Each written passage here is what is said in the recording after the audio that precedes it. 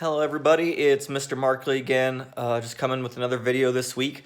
I wanted to start by saying that some people have commented on the video I sent on YouTube. I honestly don't know how to comment back, so I'm just going to say hi now and leave it at that. If you do comment, know that I see it, but I don't know how to comment back to you, so I can't really do anything about that. So this week I'm going to be talking to you about something called mindfulness. Okay, many of you are probably asking, Mr. Markley, what is that? Well, I'm going to explain. So mindfulness is something that can help regulate your emotions. It can help you control those.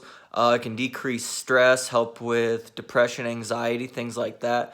And I'm sure a lot of us are going through some of those things, dealing with difficult emotions, dealing with stress at this time. So I'm hoping this can help you. So again, this is about mindfulness. So what is mindfulness? Mindfulness is essentially staying in the present. And I'm going to explain that a little bit better. So what I want you to think of is imagine you are in a river. You're standing, it's a shallow river. You're standing in it right in the middle, and it's just flowing past you. And there's the shore on either side, to your left and to your right. And you're standing there in the middle of that river, and the river is the present. It is what's happening right now. Okay? That is what you're living, what you're experiencing, what you're seeing, what you're thinking, what you're doing. Either side of the shore, on the left side, you have your past. On the right side, you have your future. Now, part of the problem is you can't leave the river, right? You can't change your place and time. You're always going to be in the present, always. But what happens is people don't focus on what's in the river. People tend to focus on the left shore or the right shore. They're focusing on things that have happened, things that will happen. And the problem with that is when you stare towards the left at your past, what happens is that leads towards depressive thoughts that are going to make you sad because you're thinking about all the things that you've done that you wish you could have done differently. And that puts you in a state of, depressed thoughts. And on the other side of the river, if you're looking to your right towards your future, constantly looking at your future, then what happens is you're getting anxious. It makes you anxious. It causes anxiety because you're always thinking of what if. What if I do this and this happens? Or what if I don't do this and this happens? And so the problem is people don't tend to focus where they're actually at, and mindfulness can help with that. Now, I'm not saying to never think about your past, never look towards your future, because if you don't think about your past, you're not going to learn from your mistakes. You're not going to remember important things that have happened to you. And if you don't look at your future, how could you ever plan for anything? So I'm not saying to never do that, but I'm saying to try to stay focused as much as possible in the present, in that river you're actually standing in, because no matter how hard you try, you're never going to be able to change the past, and you're never going to be able to predict the future with any reliability. And that's where you get into trouble in your mind. Okay? So what happens is when you don't practice mindfulness and you're not in the present, you tend to react to or manage your reality rather than experiencing it, right? And what happens is something happens and you're reacting to it and you're going, oh, I could fix this, or what could I have done to change this? Instead of thinking, this is happening, I can deal with it right now. And that's the way more healthy concept to deal with. And if you tend to live and experience your reality, your present, then you're going to be able to accomplish a lot more things. I know that I'm trying my best right now to experience what's happening around me. I know I don't get a lot of time during the school year to do some things I love, like read. So I'm experiencing, what we're all going through and thinking, what, I can do some positive things with that. And for me, that's a lot of reading, trying to stay in shape, learning. You could learn to paint. There's a million things you could do, right? But we end up sitting there thinking about, oh, what do I need to do next? What could I have done to change this? And that's not a healthy place to be in your mind, right? So now we're going to get into how to practice mindfulness, how to actually do it.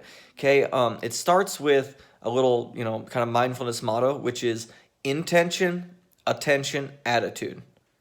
That's intention, attention, attitude. So you try not to get stuck on these things that happen because you can't change them. What's going to happen if you try to force that into being and it doesn't happen the way you want, you're going to get disappointed.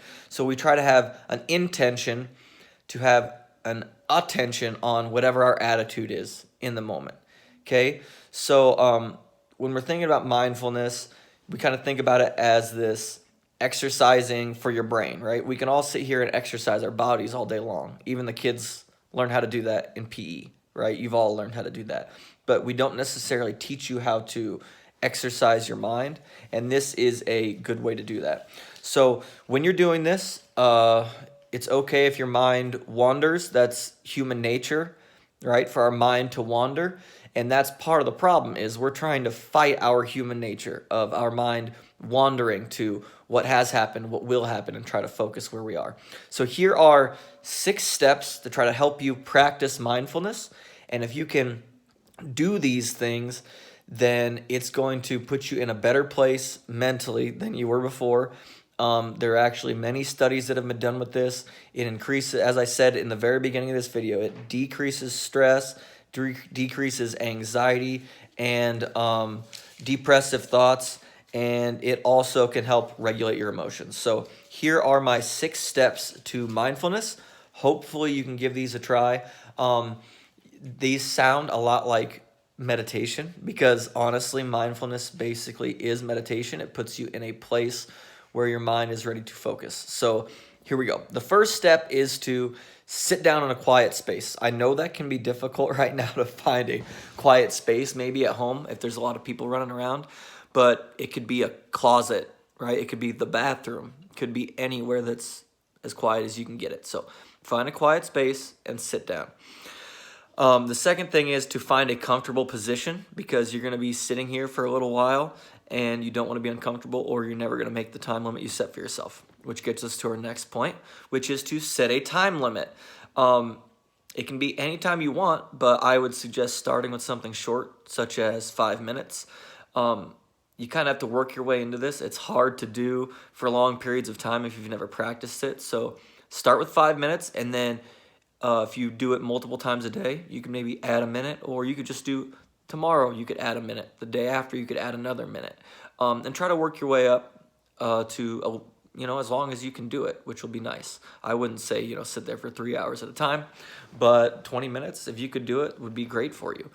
The next thing is to focus on your breathing. This is super important for mindfulness because it's basically the exact tenet of mindfulness. If you can focus on your breathing, then you are staying in the present because breathing is something you're always doing and we do it without thinking about it. And if you can focus on your breath, in, out, in through your nose, out through your mouth, it's going to keep you in the present. Okay?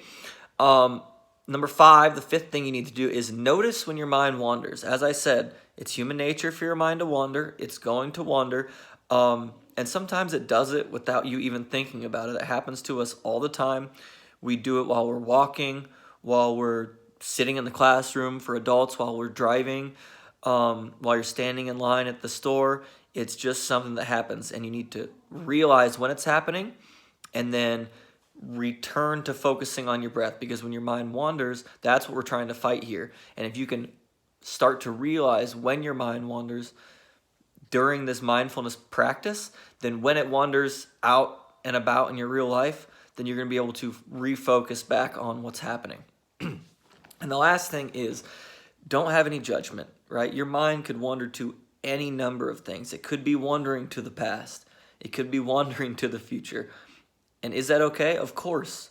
That's what happens. That's what our mind likes to do. You could be thinking of bad things that have happened, bad things that could happen. Don't judge yourself for that. That's part of the process. What I want you to do instead is to just refocus on your breath.